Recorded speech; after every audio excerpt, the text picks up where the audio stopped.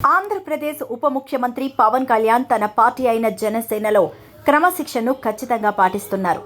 నాయకులు పార్టీ పరిమితులు దాటి మాట్లాడినా లేక ప్రవర్తించిన వారిపై ఆయన తక్షణ చర్యలు తీసుకుంటున్నారు. ఇటీవలి కాలంలో పార్టీలోని కొంతమంది స్థానిక స్థాయి నేతలు చేసిన వివాదాస్పద వ్యాఖ్యల వల్ల ఆ నేతలను పవన్ పార్టీ నుంచి సస్పెండ్ చేయడం చర్చనీయాంశంగా మారింది. పార్టీకి ప్రతిష్ట తీసుకురాని సాంఘికంగా వ్యతిరేకం కలిగించే కార్యకలాపాలకు ఆయన క్షమించని ధోరణి అందరినీ ఆకట్టుకుంటోంది. ఈ సందర్భంగా పవన్ను ఇదే విషయం కొందరు మీడియా ప్రతినిధులు ప్రశ్నించారు. ఆయన శాంతంగా స్పందించారు. పార్టీ పరిపాలనకు నిబద్ధత అవసరమని, ప్రతి ఒక్కరూ తమ ఇష్టం వచ్చినట్టు వ్యవహరిస్తే పార్టీ విలువలు నాశనమవుతాయన్నారు.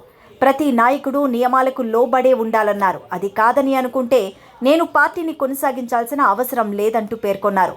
ఒకవేళ ఎవరైనా తమ దారి మార్చుకోకపోతే ఎలాంటి ఆలస్యం లేకుండా వారిని బహిష్కరించడంలో వెనుకాడే ప్రసక్తే లేదని, అది అందరికీ వర్తిస్తుందని, తన దృష్టిలో తన పార్టీలో ఉన్న అందరూ సమానమన్నారు. విజయవాడలో నిర్వహించిన ఓ సమావేశంలో ఆయన్ను డిప్యూటీ సీఎంగా సంతృప్తిగా ఉన్నారా అని అడిగిన ప్రశ్నకు ఆయన ఆసక్తికరమైన సమాధానమిచ్చారు. మౌనం చాలాసార్లు అనేక అనుమానాలకు తావిస్తుంది, కానీ అవసరమైతే నేను మాట్లాడతాను. నేను ప్రభుత్వంలో భాగంగా ఉండడంలో పూర్తిగా తృప్తిగా ఉన్నాను అంటూ స్పష్టం చేశారు. మరోవైపు జగన్మోహన్ రెడ్డి గతంలో ముఖ్యమంత్రిగా చేసిన పాలనపై ఆయన విమర్శలు కొనసాగిస్తున్నారు. ఇప్పుడు మనం ఏ శతాబ్దంలో జీవిస్తున్నామో ఆయన ఇంకా అర్థం చేసుకోలేదు. ప్రజలపై అక్రమంగా దాడులు చేస్తే వారు మౌనంగా తట్టుకుంటారని ఎలా అనుకుంటారు అని ప్రశ్నించారు.